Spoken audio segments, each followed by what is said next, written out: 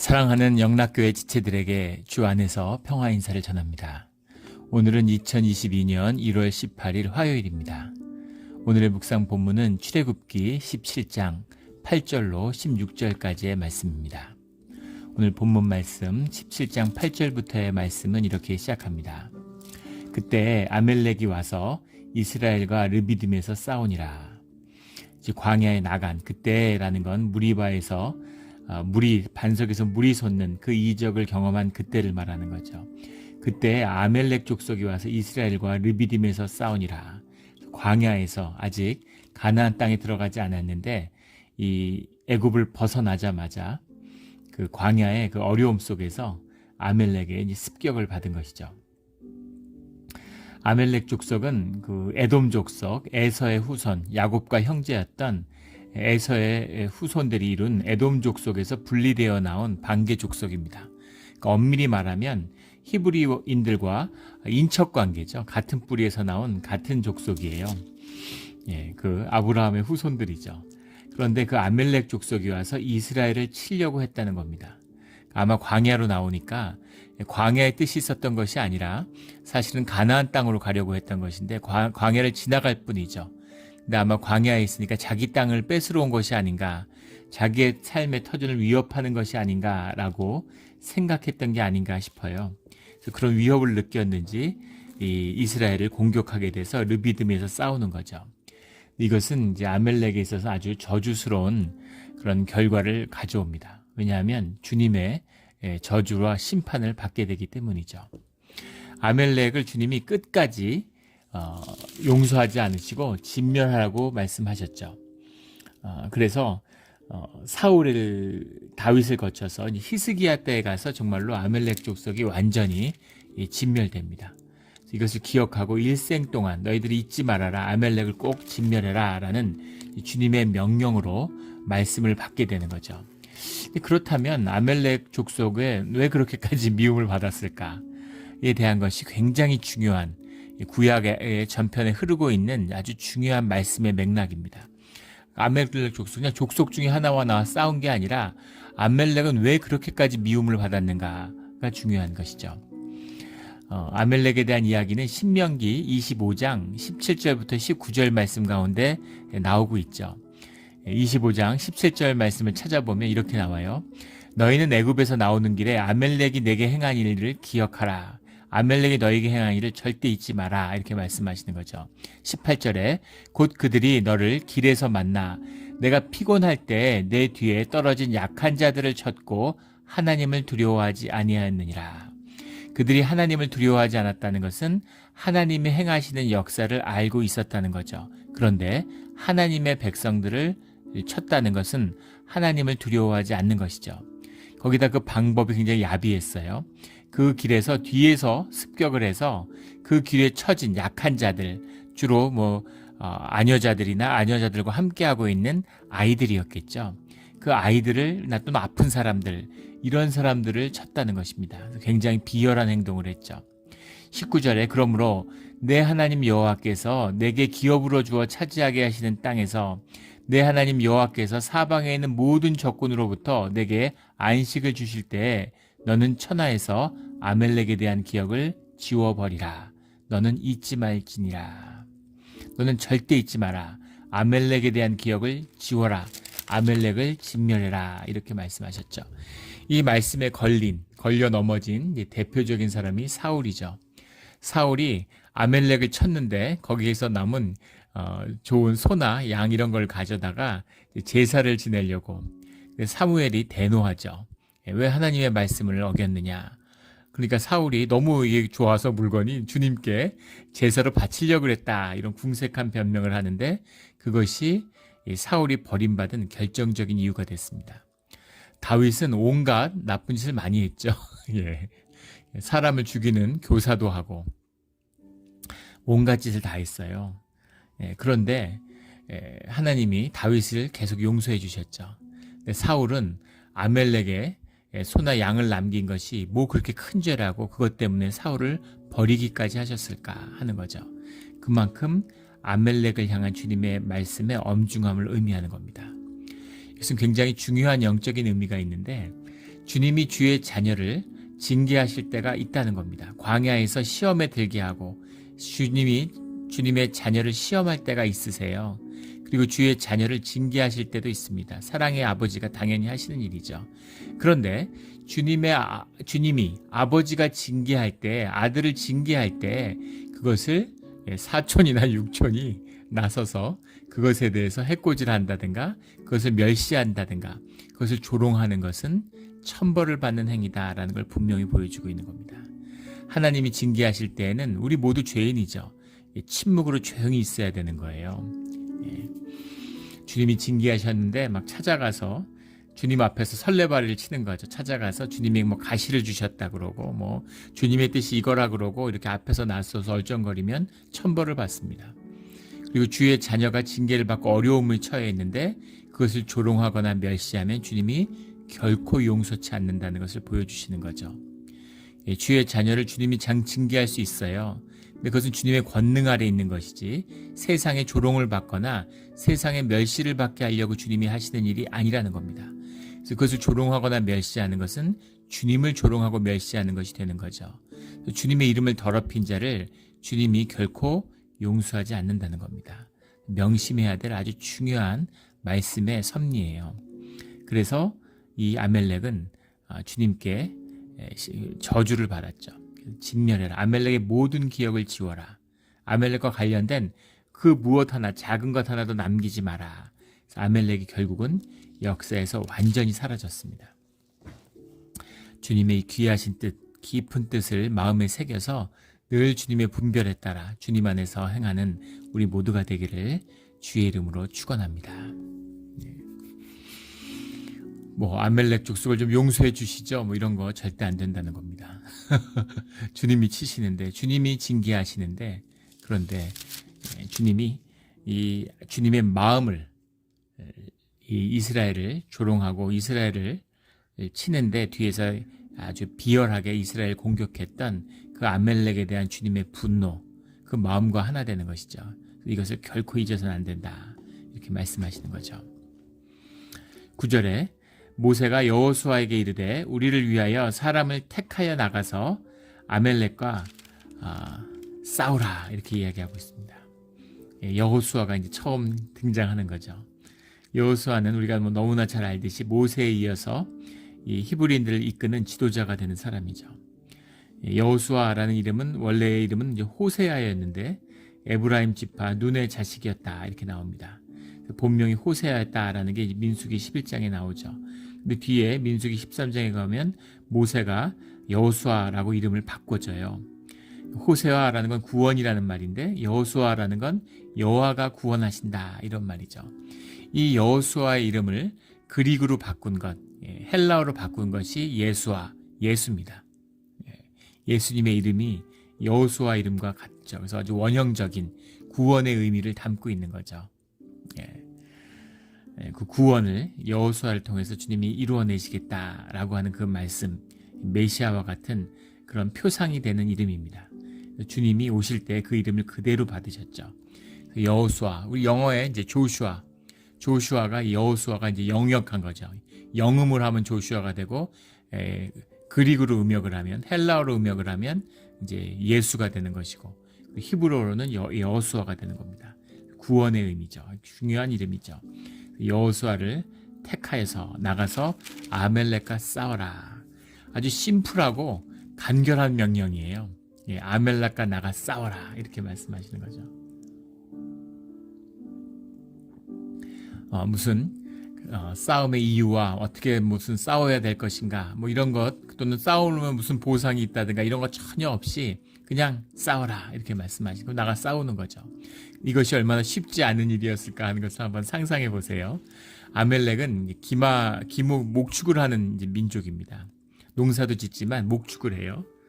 목축을 한다는 의미는 무슨 의미냐면 사람들이 말을 탄다는 겁니다. 말을 탄다는 건 어떤 의미냐면 아무리 훈련받은 기사들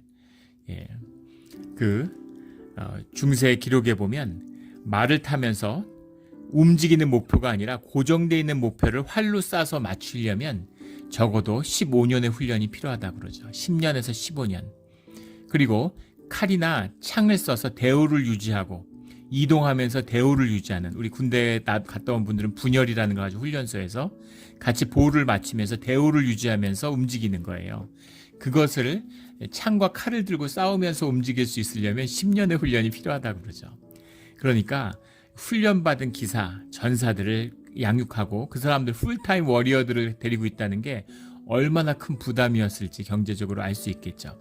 그런데 기마 민족은 그냥 그 목축을 하는 목자들이 타고난 워리어들인 거예요. 평소에 훈련이 돼 있는 거죠. 말을 타는 훈련, 거기다가 뭐 늑대를 사냥하고 곰을 사냥하고 이런 사냥 기술도 가지고 있고 또 계속 이동하니까 군사 훈련이 따로 없는 거죠.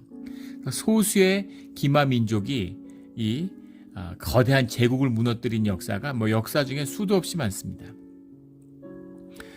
우리가 너무나 잘 아는 메데와 페르시아가 하나가 된 그 바빌론을 다 흡수한 그 거대한 페르시아 제국이 중앙아시아의 기마 민족에게 무너졌죠. 명나라, 역사상 가장 부국이었던 부강한 나라였던 명나라가 송나라가 그 원제국한테 무너지고 또 명나라가 그 만주족에게 무너졌습니다. 인구가 몇 억 되는 제국이 그 큰 거대한 국가가 불과 10만 명이 되지 않는, 적게 보는 사람은 뭐 한 3, 4만 명, 많이 보는 사람은 한 10여만 명이 되는 만주족의 기마부대에게 완전히 농락당했죠. 그래서 기마부대와 싸운다는 게 얼마나 힘든 것인지 아주 제대로 훈련받은 전사 8명이 한 명의 기마병을 당하지 못한다고 그러죠. 그런데 아멜렉이 그 광야에서 계속 전쟁을 하고 싸워오던 민족인데 지금 히브리인들은 노예로 한 번도 싸워본 적이 없어요. 노예예요. 가사 노예를 하고 농사지고 벽돌 굽고 이러던 사람들이 모두 도보로 이동하고 있는데 거기서 사람들을 모아서 젊은 사람들을 모아서 칼이나 쟁기를 들고 나왔다고 하더라도 어떻게 아멜렉과 싸울 수 있겠어요? 말도 안 되는 거죠. 사실은 완전히 사륙전이 벌어져야 되는 겁니다. 그 병자호란 때 창녕전투라고 그러죠. 우리 그 대한민국의 역사에서 가장 치욕적인 사건 중에 하나라고 하는데 남한산성으로 왕이 도피를 하니까 그 만주족의 군대가 후금의 군대가 남한산성을 에워쌌죠. 그러니까 왕을 구원하기 위해서 삼도에서 군대를 모아서 4만 명의 병사들이 2만 정의 총을 들고 있었습니다. 2만 정의 화승총을 든 4만 명의 군대가 창녕 언덕에서 300명의 말을 탄 기마병한테 무너졌어요. 완전히 사륙을 당했습니다. 물론 안개가 꼈고 적이 몰랐기 때문에 역습을 봐서 포위됐다고 착각을 한, 물론 무능한 지휘관들이 있고 사람들이 공포에 질린 거죠. 또 공교롭게도 화승총을 쏘는 상황에서 불똥이 튀어서 그게 화약고가 터졌어요. 뭐 그런 여러 정황 때문에 적이 포격을 가한다 이렇게 뭐 착각도 있었고, 아주 중요한 것은 두려움에 무너진 것이죠. 상황을 정확히 알고 있었다면 300명이 활 들고 있는 줄 알면 4만 명이 2만 정의 총을 갖고 있는데 절대 지지 않겠죠. 근데 그만큼 전쟁이라는 것은 두렵고 무서운 것이죠. 그러니까 또 말을 탄 병사를 상대한다는 것이 얼마나 두렵고 무서운 것인가 하는 걸 보여주는 겁니다. 맞서 싸울 때는 괜찮은데 문제는 기마병이라는 게 2차 세계대전 때까지도 남아 있었죠. 후퇴하고 도망갈 때, 등을 보이고 도망가기 시작할 때 이제 기마병이 추격을 하는 겁니다. 그러면 이제 사륙이 일어나는 거죠. 그런데 어떻게 아멜렉 족속을 400년 동안 노예 생활하던 이 히브리인들이 싸울 수 있겠어요? 그런데 싸우라 이렇게 말씀이 떨어지는 거죠. 그래서 나가서 싸우는 겁니다. 순종하는 것이죠. 중요한 사건입니다. 또 이 사건의 의미가 중요한 것은 생각해 보세요. 애굽의 전차대가 쫓아올 때는 가만히 있어라 이렇게 주님이 말씀하셨죠. 그리고 주님이 바다를 덮어서 그냥 그 전차대를 다 진멸해버려요. 세계 최강의 부대인데 그런 애굽의 전차대를 주님이 나서서 그냥 무슨 막대기 하나, 돌멩이 하나 던지지 않고 히브리인들이 그대로 주님이 전부 다 수장시켰죠. 그러면 왜 애굽의 군대는 그런 식으로 손도 안 쓰고 그냥 완전히 주님이 처리하셨는데, 그런데 왜 아멜렉 족속은 싸우라고 주님이 말씀하셨을까 하는 것이죠. 이제 가나안 족속과의 싸움이 있고 싸움을 통해서 조직화되고 사람들이 군대로 커가는 거죠. 군대가 돼서 싸우는 것이 아니라 싸우기 때문에 군대가 되는 것입니다. 군대로 자라나는 과정, 또 믿음에 순종하고 주님과 동역하는 과정이 이 싸우는 과정이죠.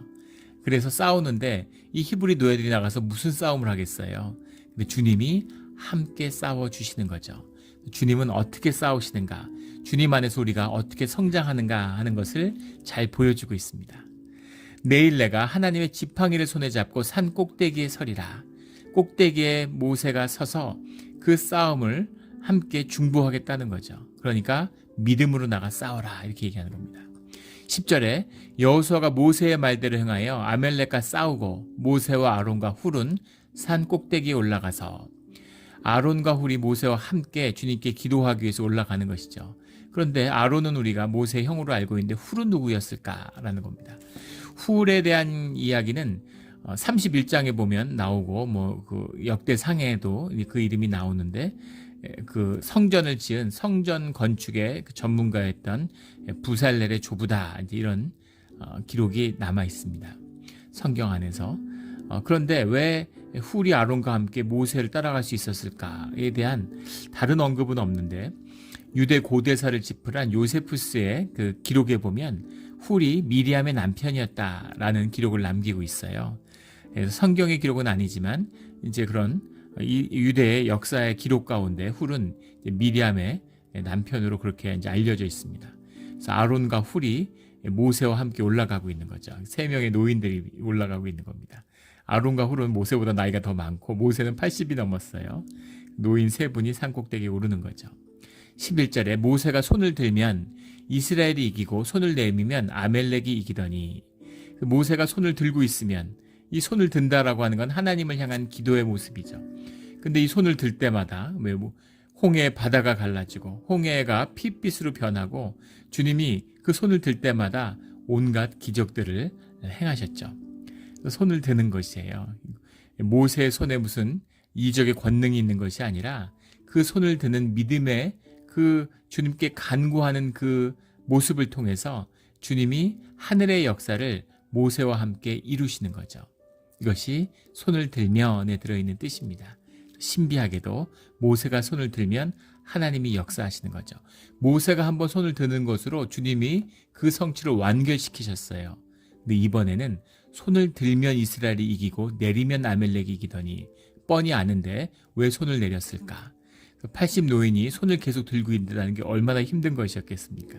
손을 들지 못하고 힘들어갖고 손을 내리면 아멜렉이 막 이 기운이 일어나고, 들면 이스라엘이 이기고, 주님의 성령의 역사가 있는데 모세의 손이 들고 내리는 것에 따라서 이런 일들이 있더라는 거죠.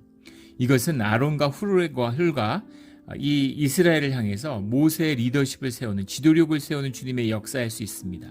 또한 모세가 이제는 손을 한번 믿음으로 드는 것이 아니라 그 손을 들고 계속 기도하고 중보하는 것으로서 더 적극적으로 하나님과 협력하는 모습이 나오죠.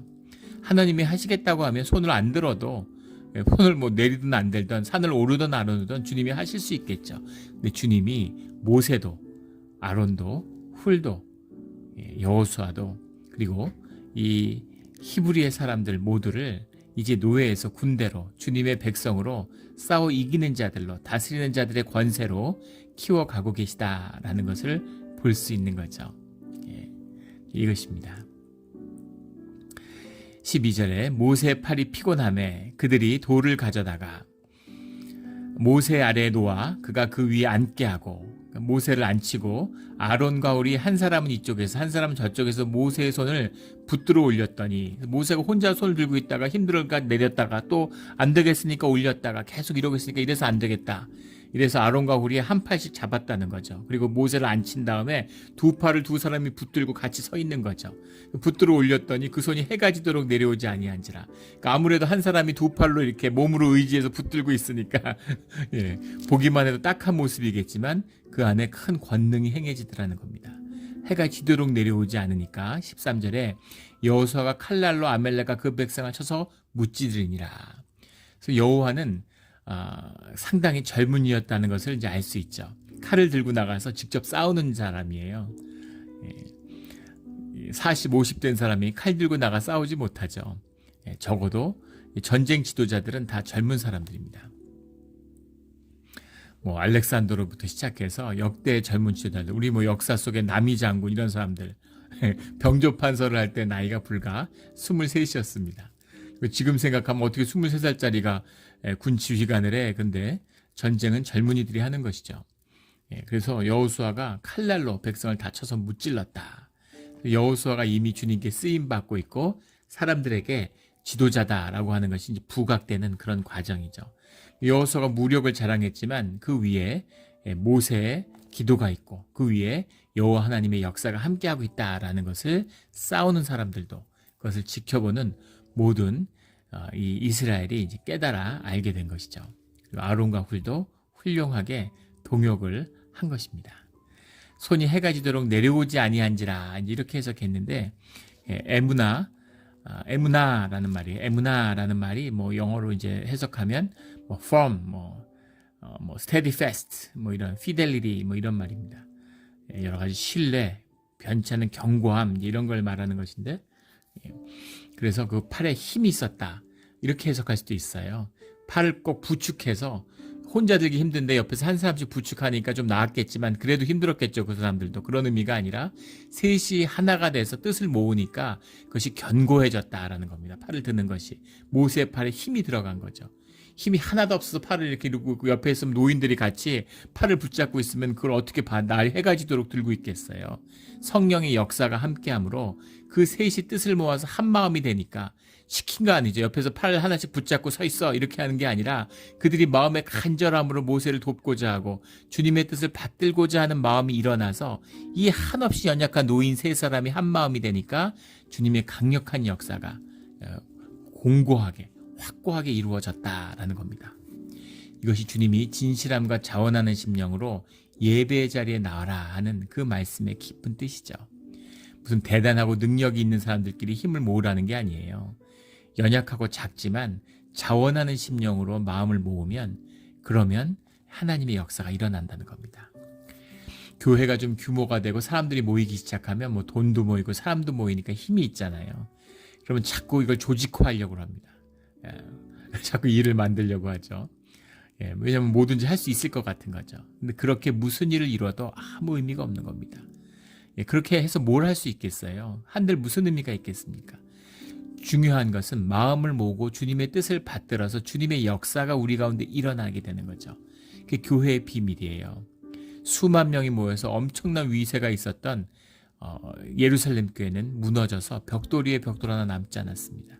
그런데 노예와 여인들이 모여서 만들었던, 이방인들이 같이 모여서 만들었던 그런 소아시아의 작은 교회들, 사도 바울이 개척했던 그 작은 교회들이 로마 제국을 무너뜨리고 주님의 역사를 새롭게 열었죠.